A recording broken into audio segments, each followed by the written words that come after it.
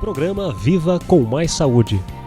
Patrocínio: Morelli Ortodontia, Unimed Sorocaba e Unip Sorocaba.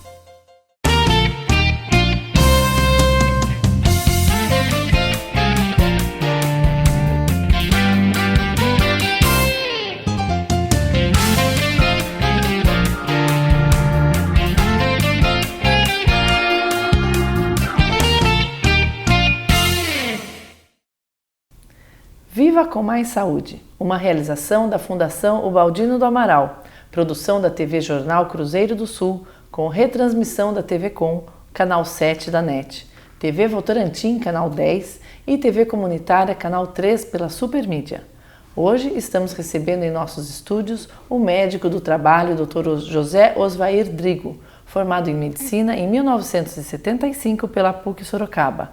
Dr. José Osvair Drigo é bacharel em Direito, com cursos de pós-graduação nas áreas de Medicina do Trabalho e Ergonomia. Sócio proprietário da empresa Cincoto e Drigo Assessoria e Consultoria em Saúde Empresarial, presta serviços de Medicina do Trabalho e de assistência técnico na área de perícias médicas, cíveis e trabalhistas para diversas empresas de porte em Sorocaba e região. José Osvair Drigo exerceu por mais de 35 anos a supervisão de Medicina do Trabalho para empresas de Sorocaba. O tema do nosso programa de hoje é a saúde ocupacional. Muito obrigada pela sua presença, Dr. José Osvair. É um prazer tê-lo aqui em nossos estúdios. Agradeço o Viva com Mais Saúde, a oportunidade.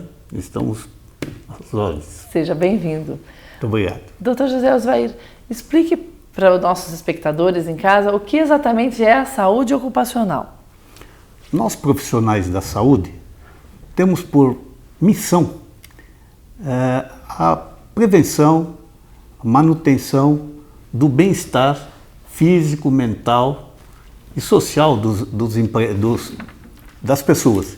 Saúde ocupacional é voltada, portanto, a esse bem-estar físico, mental e social de todos os empregados. Olhando para dentro das empresas, então. Olhando ela tá voltada para dentro das empresas. As agressões que, porventura, existem dentro das empresas, nós temos que estudar essas causas e tentar fazer a manutenção e a prevenção e a promoção da saúde. Porque nas empresas, vamos dizer, durante o desenvolvimento das atividades do trabalho, às vezes as pessoas se expõem mais a alguns riscos, a mais esforços físicos. Por isso essa preocupação em ter esse cuidado, essa atenção nesse momento da vida profissional da pessoa. Exatamente. Então, quem vai exercer que tipo de profissional vai exercer a saúde ocupacional? A nossa legislação, ela que está em fase de atualização, aliás, há alguns anos, que é uma norma que falaremos logo em seguida, ela preconiza, de acordo com o risco da empresa, a necessidade do médico do trabalho, do enfermeiro do trabalho, do engenheiro de segurança, do técnico de segurança. Porém, hoje, nós sabemos que é insuficiente esse grupo de profissionais. Isso deve ser mais amplo, onde nós devemos ter terapeutas ocupacionais, fisioterapeutas,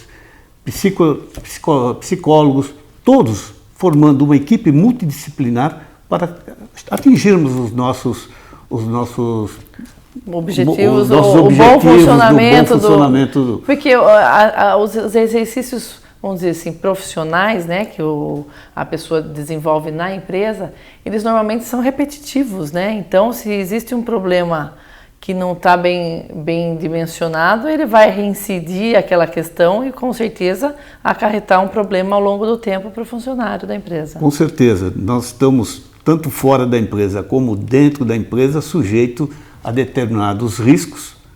Dentro da empresa são chamados os riscos ocupacionais, que estão dispostos na legislação, alguns, outros nem tanto, e que causam um mal-estar ao indivíduo. Tá certo. E essa legislação que norteia esse trabalho, como é essa legislação, doutor José? A nossa legislação, ela é excelente no papel.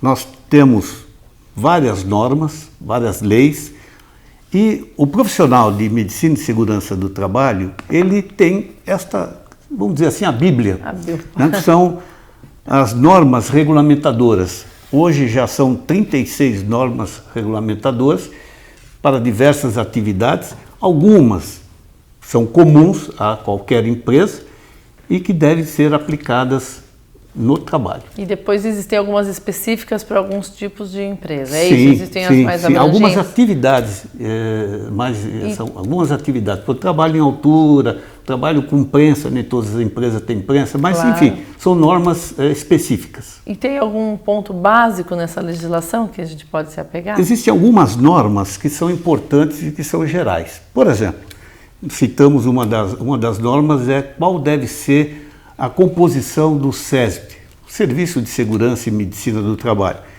É a norma número 4, norma regulamentadora número 4.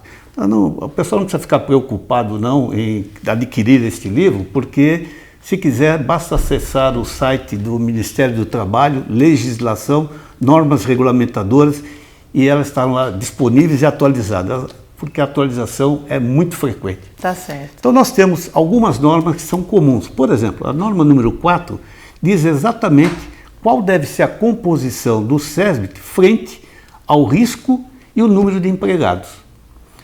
Depois nós temos uma outra norma, a norma número 5, que fala sobre a Comissão Interna de Prevenção de Acidente, a CIPA. As empresas devem ter esta composição dessa comissão, a CIPA, que é formada metade por empregados que são eleitos pelos demais empregados e uma parte que é dirigida pelo empregador. Quer dizer, ele escolhe quem vai representá-lo. E essa comissão interna de prevenção de acidente, que é regulada pela norma número 5, tem obrigações e deveres dos chamados cipeiros. É uma norma extremamente importante e que toda empresa de algum porte, dependendo do número de funcionários, do grau de risco, nós temos o número que vai compor esta CIPA, para exatamente ajudar o SESMIT na detecção dos riscos Quer dizer que ocupacionais. essa comissão é composta por membros da equipe de trabalhadores e pela equipe também da empresa, tentando aí cada um falar as suas dificuldades e compor, com certeza, uma norma e uma estratégia que chegue num bem comum. Exato. Precisamos descaracterizar essa separação empregado e empregador. São todos empregados da mesma empresa, só que alguns são eleitos pelos demais empregados e uma outra parte é indicada pelo presidente, o diretor, pela empresa, para funcionários representá-lo. mais técnicos nessa área, nem sempre. Sim, ou às vezes, anteriormente eram os de mais confiança. Com certeza, sendo nomeado pelo empregador, serão os de confiança deles, é evidente. Certo. Então quer dizer que, de acordo com o número de funcionários, de acordo com a atividade exercida pela empresa, é aí que vai se compor a necessidade, o tamanho, a formatação da equipe de saúde ocupacional. Da CIPA. Da CIPA. Da CIPA. Essa é a NR-CIPA. A 4 é que fala exatamente a respeito essa já é determinada por lei da composição do Serviço de Medicina e Segurança do Trabalho. Tá certo. Alguma outra? Temos outras normas. Nós temos, por exemplo, a norma número 6, que fala sobre os equipamentos de proteção individual. Equipamento de proteção individual torna-se até um pouco uma aberração, porque esses equipamentos são amplamente utilizados, na verdade não deveriam existir, porque a empresa deveria não haver riscos para os empregados. Mas nem sempre é possível se eliminar o risco de uma empresa. Por exemplo, nós temos fornos enormes que fazem um ruído acima dos limites legais e esse forno dificilmente você tem condições de enclausurar. É possível? Porém o custo seria elevado, talvez inviabilizasse a produção. Então cria-se o protetor auricular.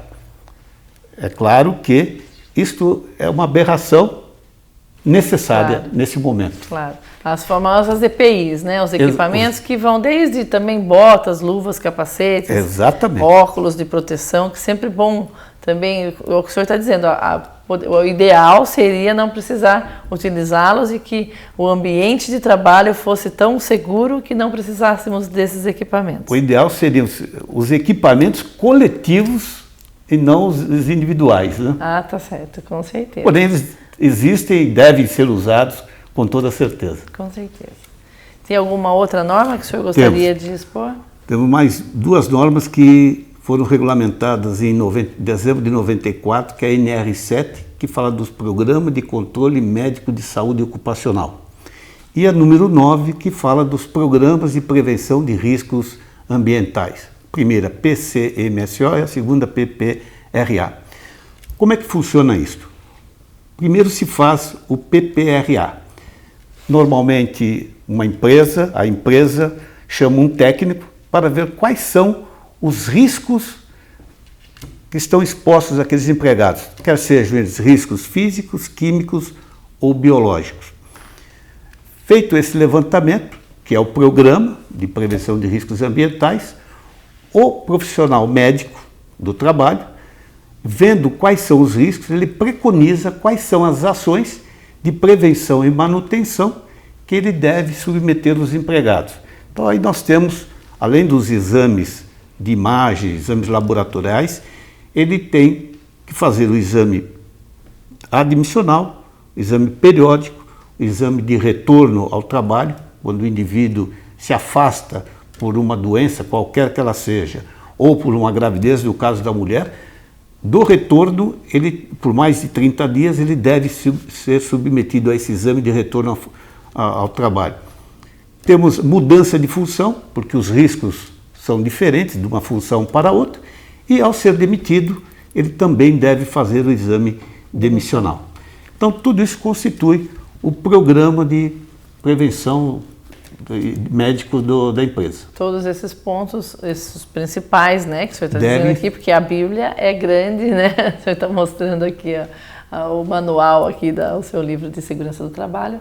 Então, realmente, deve ter muito detalhe, né? Muitas normas, muitas leis que regem essa questão da saúde ocupacional. Ele deve ser detalhado, claro, e deve ser uma coisa contínua. Ele não é estático durante o período de validade. Ele pode mudar a cada instante, dependendo de novos riscos de exposição, novos exames a serem efetuados, novos programas que a empresa queira implementar no seu programa de prevenção. Com certeza, doutor Oswaldo, com toda a sua experiência de mais de 35 anos aqui na área, quais os problemas mais frequentes que o senhor encontra?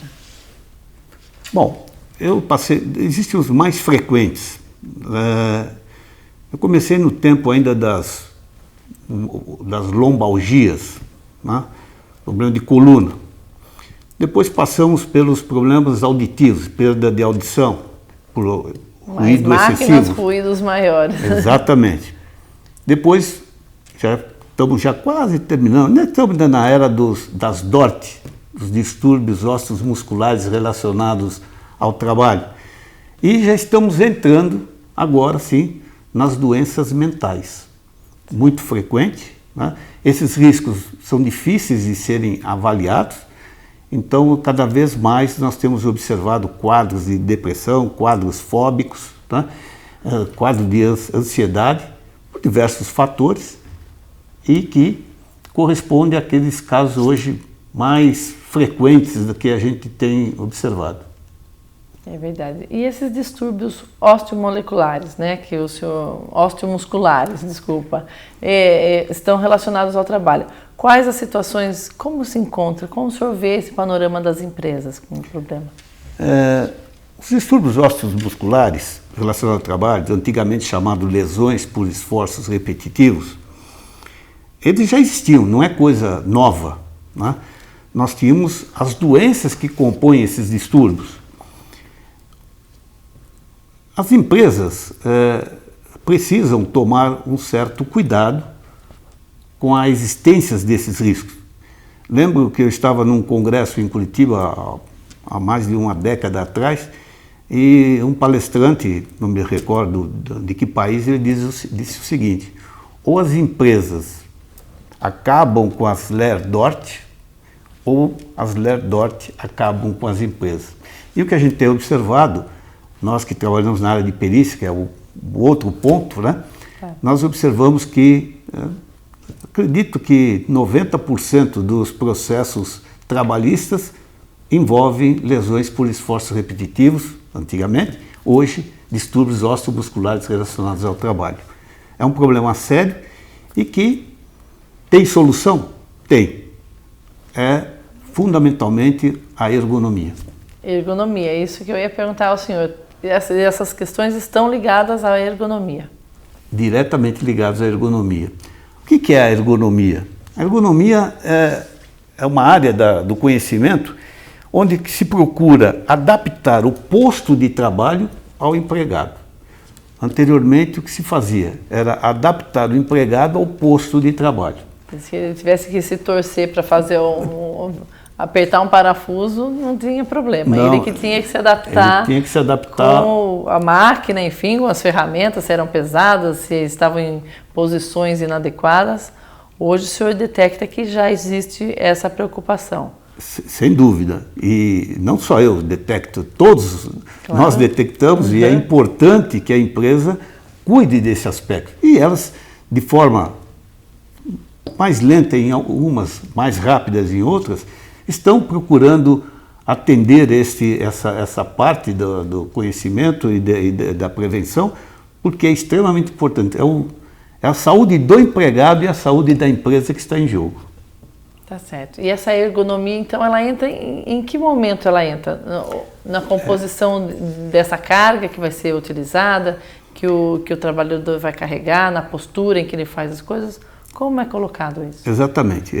São importantes, como antigamente se pensava, as lesões por esforços repetitivos, agride fundamentalmente a coluna vertebral e os membros superiores. É lógico que existem distúrbios relacionados com os membros inferiores, mas fundamentalmente é a coluna cervical e membros superiores. Como deve se comportar uma empresa frente a esses problemas que com certeza tem? Porque nós temos empresas de 40, 50 anos, até mais, onde os processos de modificação das máquinas é muito lento. Claro. É evidente pela parte econômica. Tá? E nós temos máquinas antigas, onde não existia um projeto ergonômico da máquina, porque a máquina também só se preocupava com a produção da máquina, vamos dizer, com quem ela ia produzir, não quem ia operar essa máquina. Não havia essa preocupação. Então, nós temos que, eu acredito que 70% das modificações que se devem se fazer são modificações simples, quer dizer, são mais fáceis de serem feitas nas máquinas, no planejamento, organização do trabalho, são coisas que são mais factíveis. A troca de equipamento é evidente, por um equipamento em condições mais ergonômicas, é extremamente dificultoso. Principalmente no nosso país, que as empresas estão sobrecarregadas de tributos e reclamações que geram, né? Evidentemente, a troca de maquinário fica extremamente difícil. Algumas adaptações podem ser feitas com resultados interessantes. Por exemplo, para a coluna vertebral, o excesso de peso é fatal. É evidente. O homem não nasceu. O homem, como a gente diz, ele não é produto de empilhadeira com um caminhão-tanque, entendeu? Ele não foi feito, a coluna vertebral não foi para fazer esforço físico. Então, por exemplo, a legislação, a CLT, a nossa CLT, a leis trabalhistas, ainda está com pesos de 60 quilos por um trabalhador, peso máximo, limite máximo de peso que pode ser carregado por um empregado. Hoje, a ergonomia estabelece que esse limite a 1/3, é 23 quilos, em boas condições. Tanto é que nós já temos no mercado sacos de cimento, sacos de areia, são os mais pesados, com limite de 25 quilos. Tá? Então, em ótimas condições, o máximo que um empregado ou um trabalhador deve transportar e carregar seriam 25 quilos. Isso é o máximo. Quer dizer, evita problemas futuros que são previsíveis, né? Porque carregar um saco de 60, 50 quilos é alguma coisa... Sobre-humana. Hoje já é sobre-humana. Com relação aos membros superiores, é um pouco mais difícil, os trabalhos manuais, os trabalhos repetitivos. Então, por exemplo, na digitação, a legislação estabelece um certo número de toques por minuto, estabelece que um trabalhador não deve trabalhar mais do que 5 horas na parte de digitação, ele deve revezar com outros trabalhos onde ele não faça essa digitação, que ele faça exercícios. Aliás, a ginástica laboral...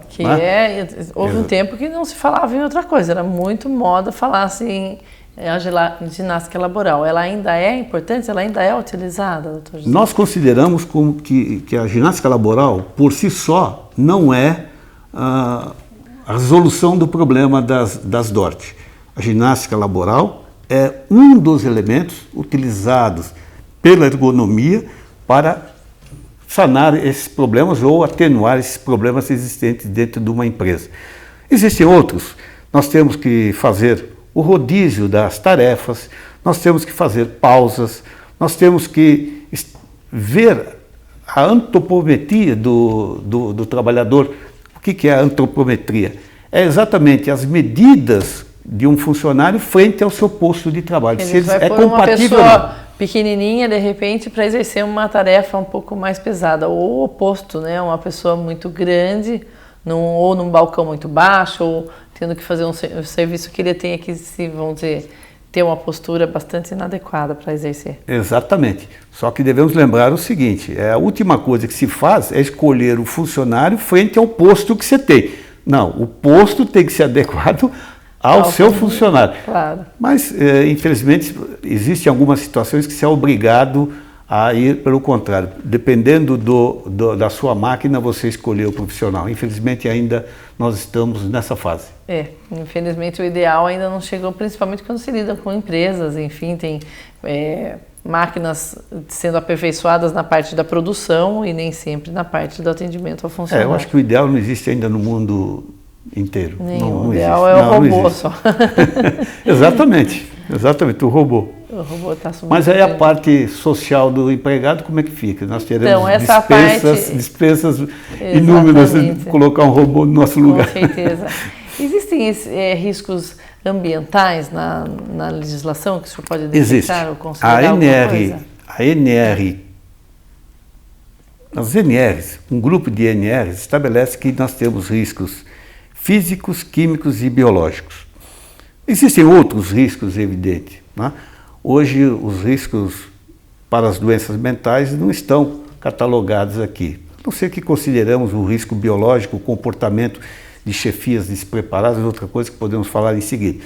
Mas a legislação fala sempre em riscos físicos, químicos e biológicos. Por exemplo, o ruído é um risco físico, o calor é um risco físico, o frio é um risco físico, o risco químico, a vibração, né? Trabalhar com ferramentas vibratórias, o motorista de ônibus, por exemplo, dependendo do seu posto de trabalho, do seu assento, é um posto de muita vibração. Né? Então são riscos físicos. Os riscos químicos são os produtos químicos com os quais o empregado está em contato. E os riscos biológicos, fundamentalmente, existem em qualquer lugar, mas os riscos biológicos, fundamentalmente no pessoal da área da saúde, por exemplo. Né? Tá certo. A legislação ainda não contempla os riscos para doenças mentais, a não ser que consideremos os riscos biológicos ou as condições sociais da empresa que também acarretam. Por exemplo, por que nós temos tido os processos de dano moral, né, de assédio moral que se fala? Porque grande parte das empresas, a liderança chegou nem sempre por capacidade de liderança, mas sim por capacidade operacional. Técnica, né? Então não estão devidamente preparados e aí você tem o comportamento frente ao empregado de uma forma não natural. Por exemplo, dentro de uma empresa você tem os apelidos, que alguns causam mal-estar para o indivíduo, ou líderes que chamam a atenção de uma forma contínua, frequente, o mesmo empregado, que persegue o empregado. Então aí nós temos caracterizado um dano moral que fatalmente vai fazer uma agressão à parte psicológica, pode ou não fazer uma agressão à parte psicológica. É de difícil comprovação, porém que elas existem, existe ainda. Com certeza. E essa importância das empresas contratarem esses serviços, né? A empresa que o senhor trabalha, por exemplo, que o senhor tem, ela presta serviços às indústrias. São elas que contratam os serviços para estarem cuidando desta parte da empresa. Sim.